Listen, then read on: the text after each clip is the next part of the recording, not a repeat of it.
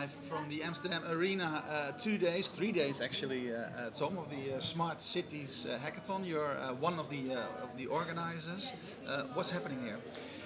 Lots of energy, no pun intended. We are tackling three themes these 2 days, which is smart energy, smart mobility, and smart stadium. And here we are at the arena. Yeah, so okay, those are the subject. Yep. Was it lots of people here? Yeah. They arrived last night, and over the last 2 months, we've been working very hard with the partners of the event, and they have been supplying lots of brand new data, brand updated APIs, whole new toys to play with, Internet of Things, iBeacons, and then new trackies from the Startup Bootcamp. It's a hot new startup. And they're introducing it to the hackers for the first time. And so here we are in this unique event where they're able to, it's a one-stop shop for the data, so they can mix and mash and model all of these data sets together and come up with brand new products and services that never existed before. Yeah. So what do you ask the developers, the hackers? Did you ask them?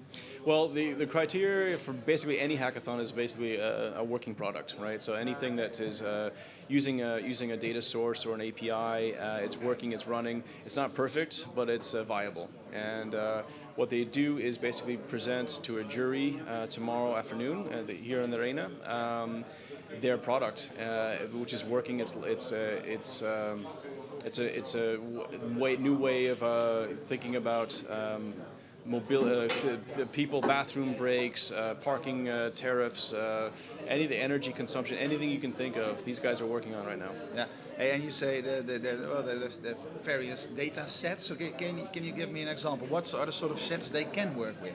So what we've done is we worked with Matt Feigl from Google Cloud Platform, and we loaded up all these data sets, and these data sets are live, real-time parking availabilities, real-time traffic, weather, the building registrations, consumer consumption, entry tickets, any data set that you can think of right now regarding data, city-related information, ice story routes, those kinds of things. That's all there, ready, available for the hackers to interpret and create and make.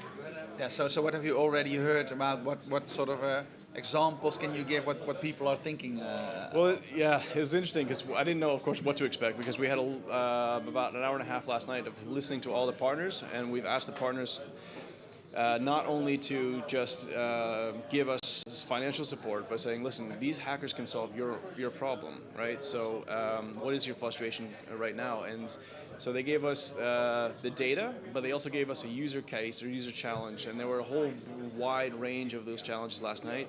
And then I was working with these guys until about 4 a.m., kind of fleshing through some different ideas. And what I saw already is basically they're very, very, very interested about things that they can do for the arena itself, which is already a success in my mind. So they want access to CCTV.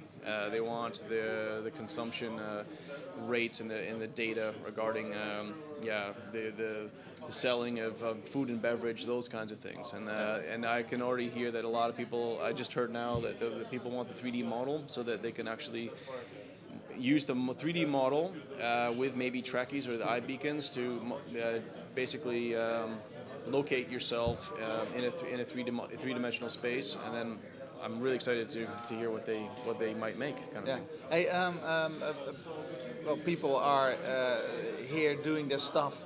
And very often it's in the weekend. And now it's working days. So people, or they maybe they are a student, or they take that time off. So what motivates people to do this? I think there's a few things. One is the unique experience. Right here we are. Overlooking Amsterdam to the right, and to the left we're looking over the tribune of the famous arena. That's a unique hacking experience anyway, right? Yeah. So that was a bonus. The brand new data sets that are available for the first time, or updated APIs, or brand new technologies was another incentive or proposition for these guys. It was tough because there's a lot of hackathons happening this week, so these guys had to pick and choose which ones, but I think the themes resonated with them. Smart city solutions. They know that they don't want to make just some sort of consumer app, they want to make a solution. and that's why we're here. Yeah. Hey, of course, we'll talk to you later on during those 2 days. But now we're going to watch how it was over here yesterday. Look at how the hackathon started on the Tuesday evening. When I hear the music, I can leave, or I think that's okay. Yeah. Okay. Thanks. Yeah.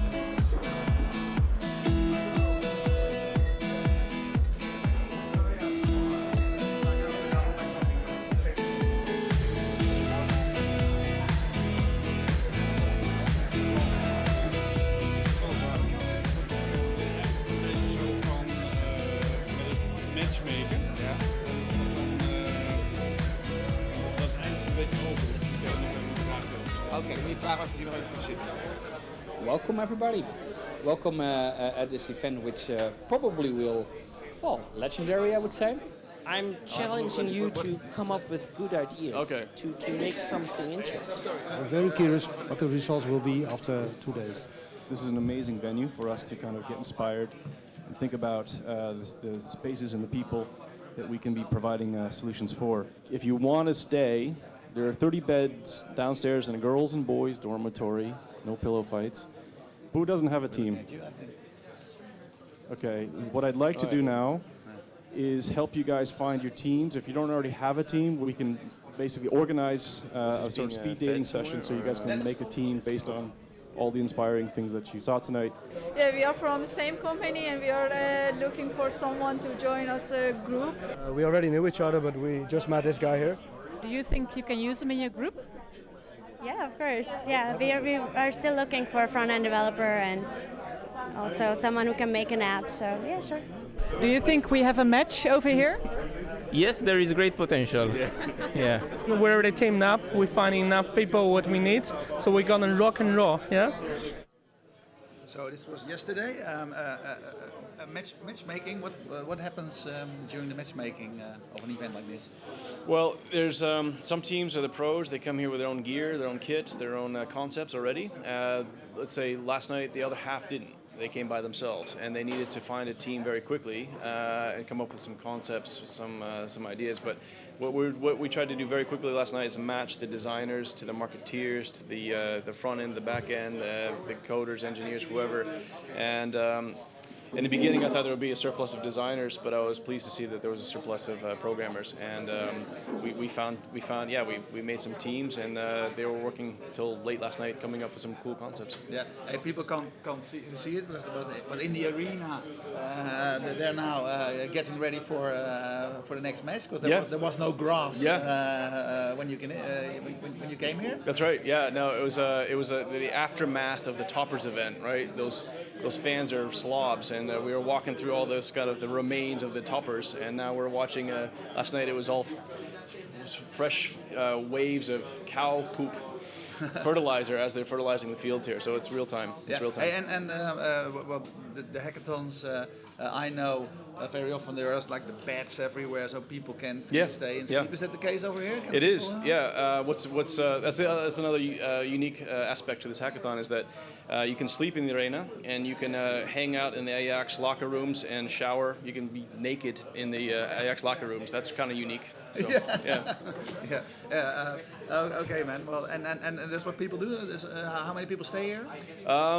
Last night we're about 5 teams working to about 4 a.m. They slept and they just woke up now, and some of them are still showering downstairs. And as you can see, they're getting back to business. Yeah. Okay, man. So right now, about the 10 to 11 to maybe 12 teams now working behind me. Yeah. Okay. Let's see what they come up in the next 2 days. I'm excited. Okay. Yeah. Thanks a lot. Thanks. All right. Yeah.